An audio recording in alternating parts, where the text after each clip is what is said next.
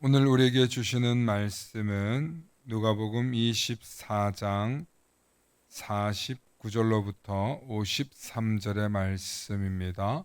누가복음 24장 49절로부터 53절의 말씀, 우리 한 목소리로 함께 합독하십니다. 우리 함께 합독하십니다. 볼지어다 내가 내 아버지께서 약속하신 것을 너희에게 보내리니 너희는 위로부터 능력으로 입혀질 때까지 이 성에 머물라 하시니라.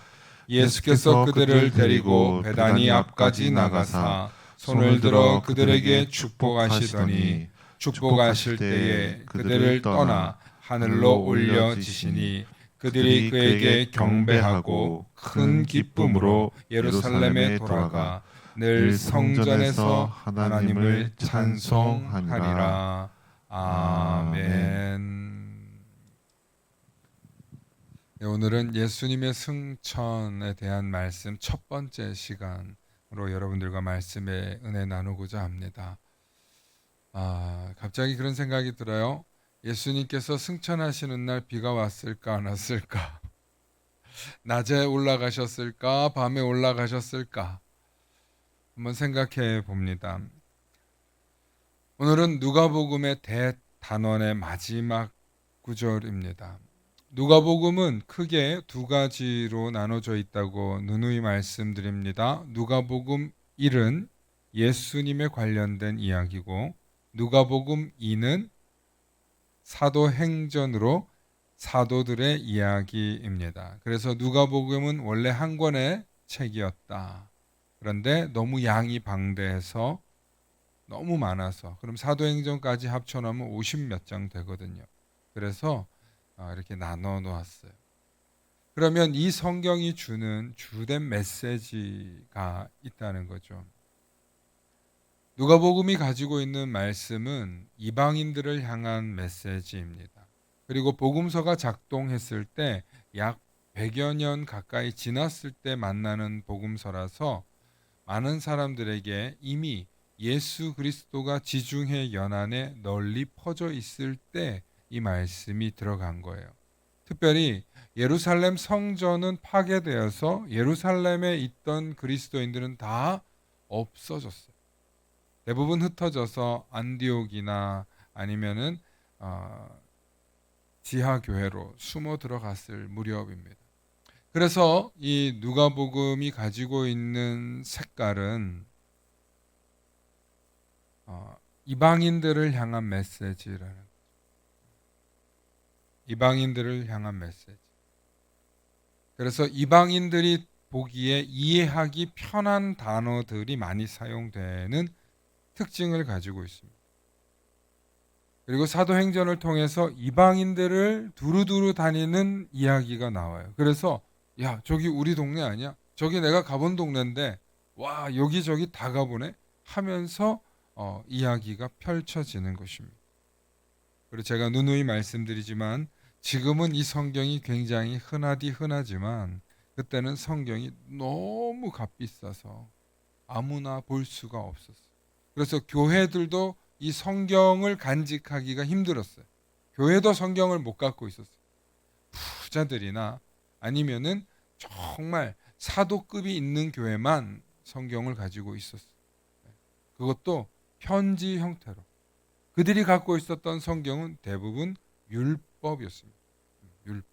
그리고 나서 약 90년경에 이 기독교 성경이 만들어지기 시작하는데 대부분 예수님의 이야기와 서신서들이 합쳐지면서 이제 성경이 완성됩니다. 제가 왜 오늘 이런 이야기를 하냐면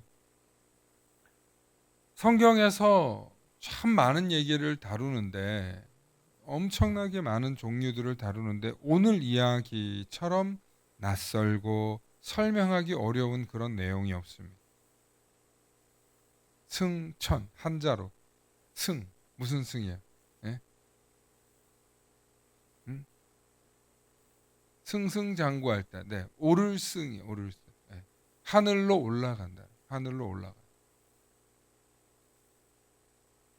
그림을 한번 잠깐 보여주실까요? 예, 제가 AI의 도움을 받아가지고 만든 예수님이 승천하고 계시는 장면을 이렇게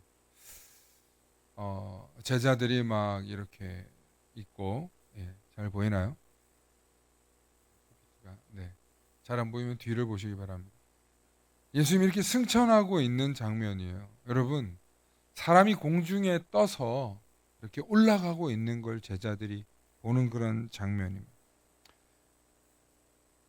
만약에 그 당시에 저와 여러분들이라면, 만약에 그때 예수님을 봤더라면 우리는 어떤 감정으로 그 장면을 목격했을까요? 올라가고 있는 장면을 봐요.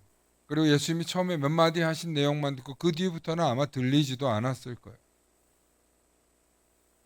그 장면을 한번 상상해 보시기 바랍니다. 상상이 되세요? 그냥 비행기 날아간다 그런 느낌이세요? 사람이 이렇게 날아가면 와 신기하다. 서커스 어릴 때 본 적이 있는데 사람이 공중에 막 매달려서 날아다니더라고요. 와 박수 치고 신기하고 어떤 사람은 불을 막 이렇게 던지고 잡고 그러다가 공중제비하고 여러분 보셨어요? 저도 7살 땐가 저기 마을에 저 시골 마을에 서커스는 그렇게 유랑단처럼 천막을 치고 막 하더라고요. 저도 본 적이 있습니다. 네. 얼마나 신기한지 정말 막 북소리가 나고 막 그러면 막 싹 날아가지고 공중제비를 하는데 그것만 봐도 신기해서 와! 와! 이러는데 이 시간은 지금 수천 명이 있는 것도 아니고 있어봐야 제자들 몇 명이 있는 장면에서 예수님이 승천하고 계시는 순간이에요. 그때 제자들이 어떻게 했는지 아시기 바랍니다. 오늘 먼저 고대인들에게 하늘은요 어떤 의미를 가지고 있냐면 인간이 구별되는 장소입니다. 하늘로 올라간다는 건 드디어 저분이 신으로 인정받는다. 지금까지는 우리하고 같이 밥도 먹고 얘기도 하고 생선도 구워 잡수시고 얼마 전까지 그러시던 분이 하늘로 올라간다는 건 그분이 드디어 신이었구나라는 걸 깨닫게 되는 장면이라는. 그러니까 제자들이 예수님이 자기들하고 헤어진다 그럴 때는 제자들이 어떤 반응이었는지 아세요? 제자들이 안 됩니다. 그러실 수 없습니다. 제자들이 이런 반응이었어요. 제가 어떻게 주님을 붙잡히게 냅두십니까? 저는 그렇게 하지 않을 겁니다. 그래놓고 베드로 어떻게 해요? 말도 못 지키고 도망치고 그러잖아요. 또 나중에 예수님이 십자가에 달려가지고 돌아가실 때 제자들이 어떻게 해요? 남자들은 다 도망갔어. 이 남자들이 이때 아주 그냥 남자 망신 다 시키고 다 도망갔어. 아마 어린 요한만 거기 있었다. 이렇게 얘기하거든요. 그리고 또 나중에 예수님 부활해서 오셨을 때 생선 구워 잡수실 때 제자들이 두려워는 하지만 그래도 신격으로 두려워하지는 않았어요. 그냥 예수님한테 찝찝한 거지. 잘못한 거 있어가지고 내 양을 먹이라. 내 양을 치라. 내 양을 돌보라. 그러니까 예수님의 얘기를 듣고 그제서야 제자들이 회복된단 말이에요. 오늘 예수님께서 하늘로 올라가시기 전에 축복하시면서 하늘로 올라가요. 오늘 51절 말씀에 보면 축복하실 때에 그들을 떠나 하늘로 올려지시니. 예수님께서 승천하시면서 축복하시면서 스스로 와이어 달고 올라간 거 아니에요? 스스로 올라가신 거예요. 날개옷 무슨 뭐 마블에 뭡니까 걔 아이언맨처럼 무슨 로켓 장치 가지고 올라가신 것도 아니에요. 스스로 올라가신 거예요. 스스로 예수님께서. 여러분 구약에도 예수님처럼 이렇게 하늘로 올라간 사람의 이야기가 있어요. 누구예요? 네. 에녹은 갑자기 하나님과 동행하다 가고요. 엘리야가 회리 바람을 타고 오늘로 따지면 회오리 바람이에요. 회오리 바람을 타고 갑자기 갑니다. 우리 열왕기하 우리 2장 11절부터 12절 말씀 우리 함께 보십니다. 함께 한번 크게 읽어 보실까요? 시작. 두 사람이 길을 가며 말하더니 불수레와 불말들이 두 사람을 갈라놓고 엘리야가 회오리 바람으로 하늘로 올라가더라. 엘리사가 보고 소리 지르되 내 아버지여 내 아버지여 이스라엘의 병거와 그 마병이여 하더니 다시 보이지 아니하는지라. 이에 엘리사가 자기 옷을 잡고 둘로 찢고. 아멘. 여러분, 여기서 엘리야는 어떻게 올라가냐면 그냥 불수레와 불말이 그를 올라가는 거예요. 엘리야가 어떤 축복을 하지도 않아요. 근데 나중에 그 가는 그 찰나에 엘리야가 나를 축복하소서 그러니까 네가 그거 감당하기 어려운데 너 하겠냐? 그러니까 제가 당신의 갑절의 영역을 받기를 원합니다. 그러니까 그렇게 될 거라고 얘기하고 그냥 가요. 축복은 아니고 예언자와 선지자의 권위를 물려주고 가죠. 엘리야는 그 정도인데 예수님은 어떻게 하냐면 제자들을 축복하시고 올라가더라는 것이죠. 여기서 예수님이 엘리야와는 완전히 차원이 다른 영역이라는 걸 보여주고 있습니다. 하나님의 아들로서 완전히 증명하고 있는 사건이에요. 이 사건은. 그런데 우리가 이게 잘 안 와닿는다니까. 문제는 우리 이선희 권사님, 예수님이 하늘로 올라갔어. 하늘로 올라갔어. 와닿아 안 와닿아? 권사님 와닿아요 안 와닿아요? 와닿아? 눈치껏 지금 얘기하시는데 아니 난 솔직히 안 와닿아. 못 봤으니까 와닿지는 않아요. 사실 상상이 안 돼. 하늘로 올라가시는 장면이 상상이 되냐고요. 진짜 이거는 남자들이 여자들이 애 낳는 것처럼 상상이 안 된다니까요. 내가 이해가 안 되는 장면이에요. 어떻게 저러실까? 그때 그 감정은 어떨까? 이게 몰입을 해서 제가 말씀을 준비하면서도 몰입을 해서 내가 그 상상을 해보고 AI한테 그림을 만들어서 보는데도 하나도 안 하다. 영화보다 안 하다. 진짜로. 그런데 제자들이 이렇게 감정을 표현하고 있더라고요. 한번 보시겠습니다. 우리 52절에 그들이 그에게 경배하고 큰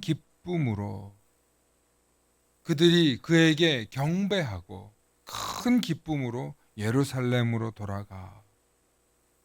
예전에는 예수님이 부활하셔가지고 제자들한테 나타날 때 유령인 줄 알았어요. 예수님 물 위를 걸으면서 바다 위를 걸어올 때도 유령인 줄 알았어요. 그래서 막 무서워 막 이러다가 이번에는 진짜 하늘로 올라가시는데 제자들이 한 놈도 안 무서워하고 크게 기뻐하면서. 하늘에서 음악이 나왔나? 천사들이 나팔을 불고 그랬나? 아니 이번에는 제자들이 하나도 안 놀래고 크게 기뻐하는 거예요. 왜 그랬을까? 저는 이게 좀 다른 얘기인데 제가 인도에 선교를 갔을 때 인도 선교를 이렇게 빈민가를 선교하고 나서 선교사님이 목사님 여기까지 왔는데 인도는 타지마할 보고 가야 됩니다. 타지마할이 뭐냐면 옛날 고대 왕조의 왕비의 무덤이에요. 뭐 그렇게 가고 싶지 않아. 근데 이게 또 청년들이 가자 그러니까 얘네 때문에 내가 인솔자에서 안 갈 수 없어서 갔어. 아니 20살, 23살짜리 데리고 가는데 내가 또 안 가면 책임질 수 없잖아요. 그래서 나는 별 마음 없이 얘네들 보호할 마음으로 12시간 버스 타고 갔어요. 진짜 마음에 1도 감정 없이 갔는데 타지마할을 여기서 쫙 물길이 있고 정면에 보이거든요. 얼마나 큰지 한 400m 정도 떨어졌는데도 걔가 너무 커요. 근데 걔를 정면으로 딱 보는데 제가 정확하게 어떤 느낌이었냐면 제가 뺑그르르 돌아가지고 한 바퀴 도는 느낌. 그리고 어지럽더라고요. 쓰러지진 않았는데 현기증이 나더라고요. 그 장면을 보는데 너무너무 커가지고. 근데 그 현기증이 저만 느끼는 게 아니라 그 건물 앞에 가면, 그 장소쯤에 가면 그런 느낌을 받는데요. 사람들이. 괜히 거대 건축물이 아니에요. 거대한 그 무덤을 보면서 그런 체험을 하게 된다는 거예요. 그러니까 압도적인 경관, 혹은 정말 형이상학적으로 설명할 수 없는 자연을 볼 때 그렇게 사람이 현기증을 느끼잖아요. 비슷한 예로 설명드리면, 여러분 아파트 높이 십몇 층을 이렇게 가서 한 11m 이상 되면은 갑자기 바닥 보면 어떻게 돼요? 바닥이 땡기는 것 같이 현기증 느끼잖아요. 그죠? 그런 느낌을 받았다고요, 제가. 그 건물을 보고 대등하게 서 있는데 일부러 그렇게 착시 효과를 내서 그런지 모르겠어요. 그런데 정말 그 느낌을 받았어요. 제가 왜 이 이야기를 하냐면, 엄청난 광경을 보면 뭐라고 설명할 수 없는 압도감 같은 거를 느낀다는, 압도감. 그 어떤 존재로부터 오는 압도감. 살면서 그런 경험 혹시 해본 적 있습니까? 어떤 사람은 그런 걸 보고 졸도하기도 하고, 어떤 사람은 말할 수 없는 눈물을 흘리는데, 제가 그랬어요. 눈물이 쭉 떨어졌어요. 뭐지? 내가 옛날에 저기 살았나? 아니 진짜 이해할 수 없는 그 감격의 눈물이 흘렀어요. 그 뒤에 변화는. 그래서 제가 거대한 자연과 어떤 통치자의 영역을 넘어서는 무언가를 정말 바라볼 때 우리가 나도 모르게 놀라는 감격, 그런 큰 감격이 있겠구나. 그래서 정말 이 제자들이 예수님이 그런 상황이었을 때 지금까지 말로만 들었고 예수님께서 말로만 하셨던 것을 이제는 진짜 목격하는 거예요. 예수님이 누구시다? 예수님이 누구시다? 옆집 아저씨다? 정신 차리고 들어요. 예수님이 누구시라고요? 하나님의 아들이라는 거예요. 하나님의 아들. 그러니까 제가 오늘 봐보세요. 오늘 교회에 우리가 지금 성도가 몇 명인데 수요일에 이렇게 모였잖아요. 예? 정말 하나님의 아들을 예배하고, 정말 하나님의 아들을 사모하고, 정말 하나님의 아들이 나의 구원자라고 고백하는 삶의 태도가, 정말 우리가 우리 삶에 매일매일 정말 하나님의 아들이라고 고백하면서 살고 있나요? 적당히. 그도 그럴 수밖에 없는 게, 너무 그냥 안 와닿는 거예요. 안 와닿는 거. 매일처럼.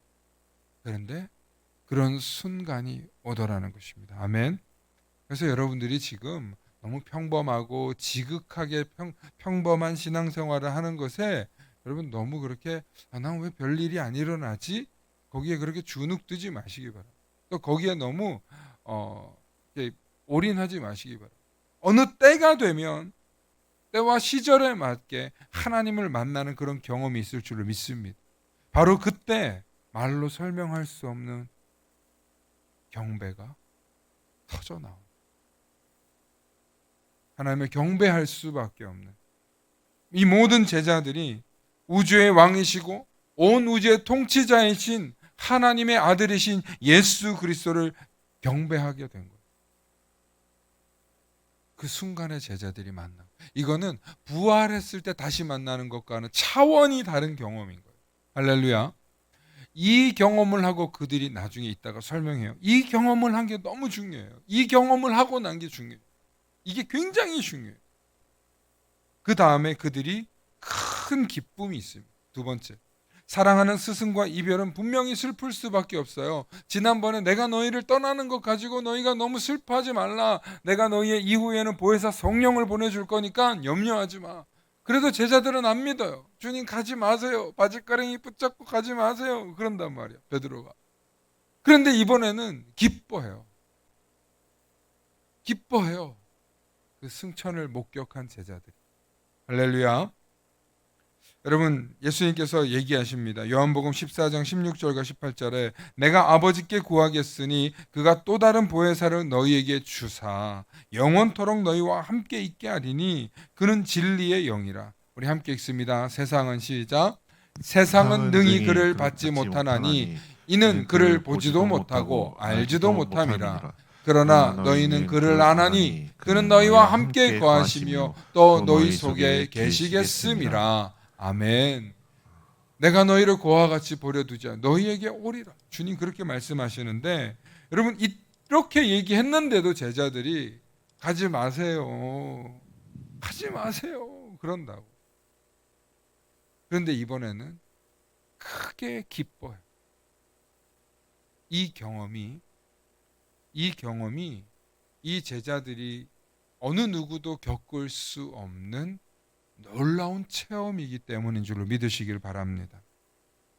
그래서 세 번째, 이 승천, 예수님의 승천에 신학적인 의미가 있는데, 예수님의 승천은 단순히 주님의 지상사역이 끝나셨다, 하늘로 컴백, 아버지가 하나님이 너 이제 와도 돼, 너 수고했어, 돌아와, 그런 영역으로 끝나는 게 아니라 이제는 새로운 시대가 되었음을 알리는 또 다른 시작이라는, 누구의 시작? 교회의 시작, 제자들의 시작, 사도들의 시작을 알리는 놀라운 시간인 줄로 믿으시길 바랍니다. 이게 무슨 얘기냐면, 그 경험을 한 제자들이, 남겨진 자들이 이것을 보고 크게 경배하고 크게 기뻐하고 나서 그들이 어디로 돌아가는지 볼 거예요. 어디로 돌아갔습니까? 예루살렘 성으로 돌아갑니다. 24장 53절 말씀 함께 보십니다. 24장 53절 말씀. 늘 성전에서 하나님을 찬송하니라. 이 체험을 하고 나니까, 이 경험을 하고 나니까 이 제자들이 성전에서 갇혀서 죽든 불타 죽든 잡혀 죽든 뭐 볶아 튀겨 죽든 신경 쓰지 않고 그 성전에서 하나님을 찬송했다는 거예요. 여러분, 예루살렘 성이 지금 어떤 상태예요? 예수님 얼마 전에 잡아 죽인 곳이잖아요.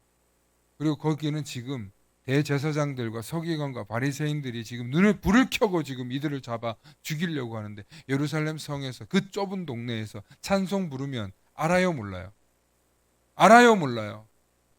아는데 못 건드린다니까요. 얘네가 찬송 부르니까 안 죽어요. 나중에 예루살렘 광장에 가서 베드로가 막 설교하니까 그들이 울고 회개하면서 3,000명, 5,000명 회개하고 돌아오는 거예요. 얼마나 확신이 있으면, 얼마나 자신이 충만하면. 승천을 보고 난 그 기쁨, 그 경배, 그 말로 설명할 수 없는 황홀감, 예수님께서 그들에게 마지막 사명을 물려주신 것. 사랑하는 성도 여러분, 혹시 그런 주님의 황홀경을, 주님을 만나본 그 정말 빼앗기고 싶지 않은 그 체험이 여러분들을 만나주시기를 소망하면 반드시 경험하게 될 줄로 믿습니다. 혹은 그것을 경험하셨더라면 그 경험으로 인해서 여러분들이 사역하시게 될 줄로 믿습니다. 그리고 그들이 뭘 해야 되냐면, 성전에서 하나님을 찬송하면서 뭘 기다렸냐면 임무를 기다린, 성령이 각자에게 주시는 임무. 빌립에게는 저기 에디오피아로 가라고, 도마에는 저 아시아로 가라고, 베드로에게는 저기로 가라고, 야고보와 요한은 성전을 지키고 기도하라고, 요한에게는 그 어머니를 지키라고. 각자 제자들에게 사명을 다 줘요. 그리고 그 사명대로 살다가 그들은 전부 다 어떻게 해요? 사도 요한을 제외하고는 다 순교하는 거예요. 순교하는 걸 기뻐해요. 순교 안 하면 창피해요. 내가 그래도 사도인데, 야 누가 죽었다더라, 누가 순교했다더라. 슬프죠. 아쉽죠. 야고보가 제일 먼저 죽지 않습니까? 그리고 베드로가 돌아온단 말이에요. 그런데 베드로가 두려워하지 않고 너는 왜 살아왔냐고 아무도 얘기하지 않아요. 오히려 베드로가 돌아와서 다시 복음 전하러 가요. 어떻게? 담대하게. 이게 무서운 거예요. 이게 정말 무서운 거예요. 예루살렘 성전에서 그들이 모여가지고 지금 눈이 불을 켜고 지금 잡아 죽이려고 하는 상황에서 그들이 찬송을 부르면서 성령이 임재할 때까지 기다리는 거예요. 그래서 사도행전 2장 8절에 어떻게 됩니까? 오순절 성령 사건이 그들에게 나타나고 그들이 서로 불의 혀같이 입이 막 방언이 통하면서 말로 설명할 수 없는 체험을 또 하는 거예요. 뭘 경험했기 때문에? 승천을 경험했기 때문에. 저는 이 승천이 중요한 게 아니라 이 승천이 주는 체험, 경험을 말하고 싶어요. 여러분 신앙생활 하면서 내가 정말 예수가 하나님의 아들이라는 확신이 들어서잖아요. 그러면 살아도 좋고 죽어도 좋습니다. 이런 사람하고 살면 힘들어요. 근데 예? 살아도 좋고 죽어도 좋다라고 생각하고 사는 사람하고 살면 여러분 쉬운 게 아니에요. 어느 정도 미쳐야 이게 가능하냐면 예수에게 미쳐야 가능. 근데 왜 예수에게 미쳤냐면 그 체험이 있기 때문에, 그 체험이 있기 때문에. 사랑하는 성도 여러분, 하늘에 보좌 앉아 계시는 예수님이 거기에만 앉아 계시는 분이 아니라 우리를 통치하고 우리를 다스리고 우리와 함께하고 계시는 하나님인 줄로 믿으시길 축원합니다. 우리가 뛰어나서, 우리가 죄가 없어서, 우리가 훌륭해서, 우리가 정말 너무 예쁘고 보기 좋아서 좋은 집안 출신이어서 우리에게 찾아와서 우리를 사용하시는 것이 아니라 하나님이 우리를 지명하여 불러서 택했기 때문에 우리가 그렇게 쓰임 받는 거예요. 이게 참 괴로운 얘기인데 감사하면서도 때로는 내가 왜 이런 십자가를 지나 하는 그런 순간도 있을 수 있다라는 거예요. 신앙생활하면서 왜 내가 예수를 알게 됐어? 왜 내가 예수를 믿어서 이 수모를 참고 이 고통을 견디고 이 슬픔을 이기고 이렇게 살아야 되나 하는 순간도 있을 수 있어요. 그러나 그건 순간이에요. 찰나예요. 오히려 주님을 만난 그 감격이 압도하는 힘과 능력이 있어서 우리를 강하고 담대하게 할 뿐만 아니라 두렵지 않게 하고 무슨 일이든 가능하게 하는 줄로 믿으시길 축원합니다. 저는 확신해요.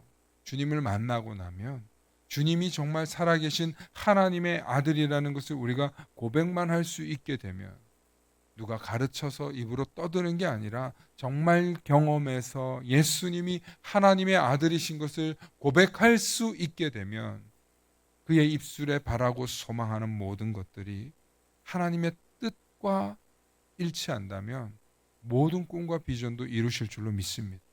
왜냐하면 하나님이 그를 통해 일하실 거기 때문에. 사랑하는 성도 여러분, 우리가 정말 좋아하는 어떤 무언가가 있다면 여러분 그것을 위해서 그 사람이 만약에 연예인이다, 무슨 유명한 가수다 그러면 그 티켓이 요즘엔 그렇게 비싸다면서요. 임영웅 티켓이 뭐 5, 60만 원씩 한다면서요. 근데 요게 그 이제 좀 또 다시 티켓을 이렇게 하게 되면 그게 뭐 2배, 3배, 심하게는 10배까지 암표가 뛴다면서요. 예. 내가 너무 좋아하면 집을 팔아서라도 정말 요즘 사람들이 그렇잖아요. 내가 너무 좋아하면 저희 집사람이 그러는데 자기가 아는 어떤 언니는 너무너무 좋아하는 그 뭐 임영웅이지 뭐 또는 가수가 있는데 걔 보는 게 삶의 낙이래요. 40대밖에 안 됐는데 50대 초반인가? 부산에 있든 그 목포에 있든 뭐 어딜 가든 거기 1박 전날 가가지고 그 콘서트 보러 가는 거예요. 그렇게 좋으니까. 그게 자기 모든 스트레스를 해결해 준대요. 여러분 세상 팬심도 이 정도인데 정말 예수 그리스도가 나의 구주, 나의 왕인데 우리 이렇게 고백하면서 살아도 될까요? 진짜 예수 그리스도가 나의 왕, 나의 구주인데 우리가 정말 어떻게 신앙생활하고 그분 앞에 서야 되겠습니까? 여러분 저 보러 오는 거 아니고 제 말씀 들으러 오는 게 아니라 이 자리는 정말 주님이 나의 구주요 나의 십자가를 지신 나의 왕임을 고백하는 자리인 줄로 믿으시길 바랍니다. 지난 3일 동안 부흥회를 갔어요. 주일날, 월요일날, 화요일날. 뭐 유명한 목사님들이 오신다 그래서 간 게 아니라 임원이어서 순서도 맡았고 또 하는데 집회를 드리면서 말씀을 듣는데 참 좋더라고요. 그런데 제 한편에 이런 생각을 했어요. 너 말씀이 더 좋아, 내가 더 좋아. 제가 순간 회개했어요. 새로운 말씀, 또 유명 강사의 말씀을 들으니까 좋더라고요. 저도 예배자가 되니까 너무 좋더라고요. 어제는 목사님들 다 일어나서 인사하라 그러는데 저 안 일어났어요.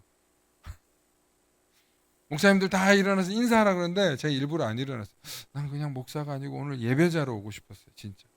예배자가 돼서 예배를 드리니까 너무 좋은 거예요. 맨날 설교만 하다가 말씀을 들으니까 너무 좋은 거예요. 그런데 돌아오면서 그런 생각을 했어요. 너 내가 더 좋아. 말씀이 더 좋아. 말씀이 정말 좋지만 그 말씀을 통해서 향하고 있는 분을 좋아해야죠. 아멘. 아무리 말씀을 잘 전하는 목사가 있어도 아무리 찬양이 뜨거운 곳이 있어도 그곳의 주인이 예수 그리스도가 되지 않으면 무슨 소용이냐는 거예요. 오늘 이 자리에 주인 되시는 분은 누구예요? 누구예요? 예수 그리스도가 우리의 주인 되는 거예요. 이걸 고백하러 오늘 이 자리에 나온 거예요. 제가 반성하게 됐어요. 목사가 말씀을 너무 좋아하니까 말씀에 막 매여서 막 좋아가지고 여러분 보기엔 좋은 거죠. 훌륭한 거죠. 그런데 주님이 물어보시는 거예요. 저한테 너 누가 더 좋아? 순간 제가 회개했다니. 예수님이 나의 왕이시. 내 마음에 말씀이 아니라 말씀을 전하는 그 순간의 깨달음이 아니라 정말 예수 그리스도를 모시는 그 마음, 그런 한순간이라도 놓치지 않으시기를 축원합니다. 예수가 우리를 구원하지 예수를 잘 전하는 목사가 여러분들을 구원하지 않습니다. 기도하시겠습니다. 사랑의 아버지 하나님, 참으로 감사합니다. 하나님, 오늘도 우리에게 예수 그리스도를 만나고 돌아가는 시간이 되게 하시고 예수 그리스도가 나의 구원자이심을 고백하게 하시고 예수 그리스도가 나의 삶의 모든 이유임을 고백하는 시간 되게 하여 주시옵소서. 나의 왕, 나의 구주, 오직 예수님만이 나의 참된 길이요 진리요 생명임을 고백하며 오늘도 돌아갑니다. 주님, 내 삶의 주인 되시고 내 삶의 모든 것 되어주시고 내 삶의 이유 되어주시는 예수 그리스도만이 나의 참 소망, 나의 전부, 나의 왕이심을 오늘도 고백하며 나아가오니 주님, 우리의 예배를 받아 주옵시고 우리의 찬양을 받아 주옵시고 우리의 모든 것을 받아 주시옵소서. 감사드리며 우리 주 예수 그리스도의 이름 받들어 간절히 기도 올리옵나이다. 아멘. 당신이 주신 그 사랑 안에 모든 삶이 새로워지네. 당신이 그 사랑으로 내 모든 말과 행동이 달라졌는 당신이 주신 능력으로 당신이 주신 그 사랑으로 내 모든 염려 근심 사라져주네. 불안하고 두려웠던 지난날 슬픔은 계속될 것만 같았죠. 당신이 오셔서 날 안아주셨죠. I love you Lord with all my heart and soul. 당신이 주신 그 사랑으로 내 안에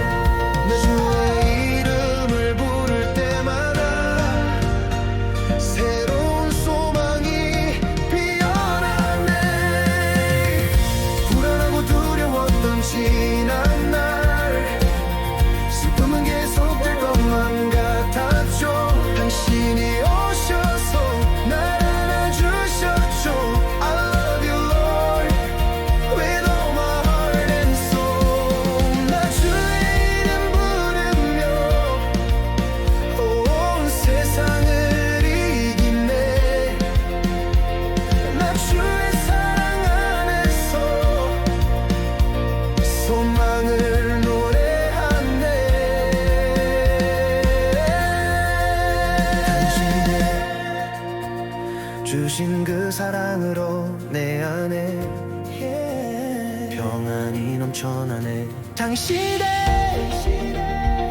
그 사랑으로 내 속에 감사와 기쁨 넘치네. 나 주의 이름을 부를 때마다 새로운 소망이 피어나네.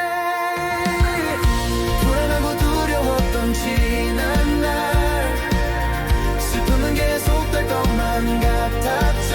당신이 오셔서 날 안아주셨죠. I love you Lord with all my heart and soul. 불안하고 두려웠던 지난 날 슬픔은 계속될 것만 같았죠. 당신이 오셔서 날 안아주셨죠. I love you Lord with all my heart and soul. 하나님 나를 사랑하시니 난 두려워할 게 전혀 없네. 주님이 나를 위해 죽으셨으니 그 사랑이 날 새롭게 하네.